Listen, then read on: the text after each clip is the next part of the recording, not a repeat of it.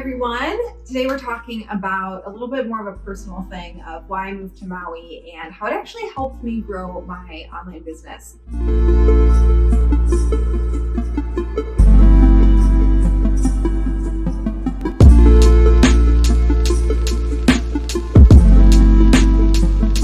If you don't know me, my name is Sam Garcia. I am with Dirty Alchemy, and we help 6- and 7-figure spiritual entrepreneurs to grow their business and get their time back. I mean, I really moved to Maui on a whim. In some senses, in some senses, no. It was 2013, and I was a couple years out of college and studied physics in college, got out of college, and didn't really want to be in Michigan anymore. So where all of my friends got corporate jobs, I just went into freelance marketing. I know physics to marketing. Like, does that make any sense? Kind of no, kind of yes. And I was just doing freelance marketing right out of college for a couple of years because I didn't know where I wanted to go. I didn't know what I wanted to do, but I knew it wasn't going to be in Michigan. And so I was working on a project to digitize a in-person retreat to be an online workshop. And in the process, the woman whose workshop it was, she asked me, Samantha, where do you want to be in 5 years? Like, can I ask you a question? Where do you want to be in 5 years? And she lived in Hawaii. And I jokingly said, oh, you mean after I moved to Hawaii? And she responded, oh my gosh, I can't believe you said that. I actually wanted to invite you to come stay with me in Hawaii. We have an extra room. I just need some help cooking meals for my family. And I was like, well, no brainer. I can still do my freelance work and live for free on Maui. I was there 10 days later. And one of the big draws, even though I know that some people really dream of moving to Hawaii, I never really had that dream. Not that I didn't want to, it never had crossed my mind. But one of the big draws for me was I was a part of the environmental movement and the permaculture movement in Michigan. And I was doing the gardening thing. Really, it was really close to my heart. I was honestly a little afraid for the future of the world. I didn't know how long society would continue on. I didn't fully trust that things would stay as they were. So I wanted to make sure that I was self-sufficient wherever I was. And a big draw with Maui, with Hawaii, with more warmer environments is that you can grow food year-round. So coming to Maui would really support that larger long-term vision of mine of being off-grid, having a self-sufficient lifestyle. And so that's really the why behind why I moved to Maui. I honestly was just invited and it was a big yes for me. And it happened over the span of 10 days from living in Michigan my entire life, going to school there, to living in Maui. And that was back in 2013. How it actually helped my online business is because there honestly isn't an industry in Maui other than tourism. So you can work at restaurants or at hotels, or you can like get a county job, but there's not really an industry of any sort other than tourism. So, and layering on top of that, it is the most expensive place to live in the United States.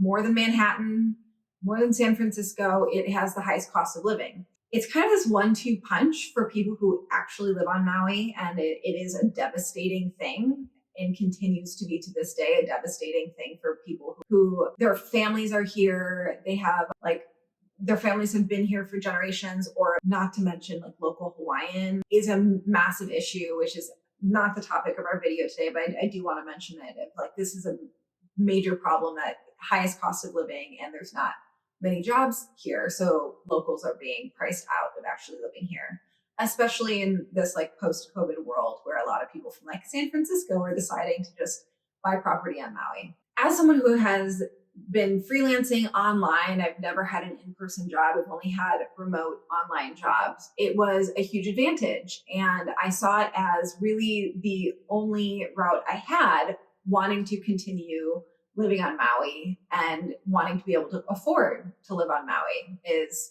continue working online, because that, instead of just having to worry about the local economy and what is available locally, I could tap into a global market and global pricing and all of that good stuff.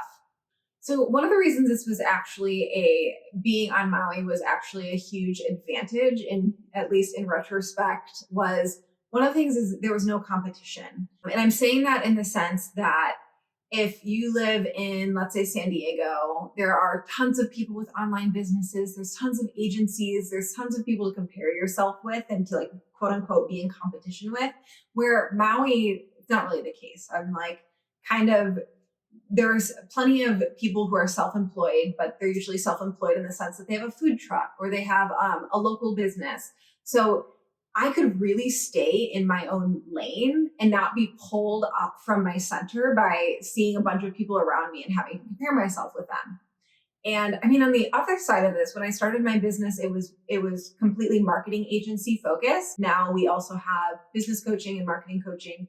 It was really simple in the beginning just for me to go to local networking events and say that I did marketing, and I would immediately get clients because there just weren't that many people or many businesses doing marketing on island. So it was this huge advantage to be within a place that didn't have that much of an industry in this sense. And a third reason why being on Maui actually helped me to grow my online business was there was a really, really clear why behind what I was doing. Because of this high cost of living, and because I dreamed of owning a property, I had a really clear why on why I wanted to increase my revenue in the business. It was like, I do love employing people. I love having a team and all of that. But there was also this personal why of I need to be able to save up enough money to afford to buy a place on Maui. So this is a really big one. A lot of people who are struggling with growing their business, they don't have a big enough, strong enough, fiery enough why behind what they're doing. It's just kind of this like, oh, get to 6 figures, oh, get to 7 figures. And it's a really superficial desire versus if you can really step back and clarify why you want to do something in your heart of hearts, it becomes significantly easier to grow. So another thing living on Maui and having an online business is there is this lovely work-life harmony, balance that happens from living in an island culture. Because with online business, there is kind of this frequency of hustle that a lot of people carry. If you're tuning into other entrepreneurs on the internet, they're like going all the time, omnipresent, everywhere, like always be working. I felt like I had an advantage in the sense that the fish tank I was swimming in of Maui has such a relaxed, casual culture where tons of people are surfing in the middle of the day, or like you're on quote unquote island time where everyone's late, or like going out to lunch in the middle of the day. There's just such a relaxed culture that I think that it would be significantly easier to burn out or fry your nervous system if you live in a much more urban environment or a place like San Francisco or San Diego, where there's like this frequency of hustle everywhere. Like it's always on. People are always on everywhere you look. And that's just not the case on Maui. There's a lot of pride around enjoying life, enjoying nature, enjoying the island, so that when I was done with work or I wanted to take a break, I could close my laptop or turn off my computer and just walk outside and you're on the beach. So that balance really helped me a lot to have a more sustainable business in the sense that I can continue on long term and not burn out.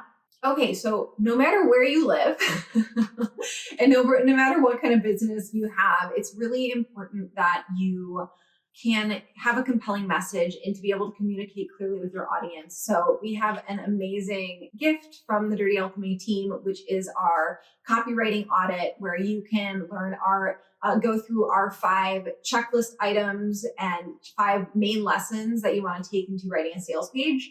You can find that in the link in our bio. And even if you're an excellent copywriter, being able to use this guide, which is completely free, has helped people who consider themselves a writer or an excellent copywriter to really elevate their writing and talk much more clearly and directly and heart connection with their perfect people.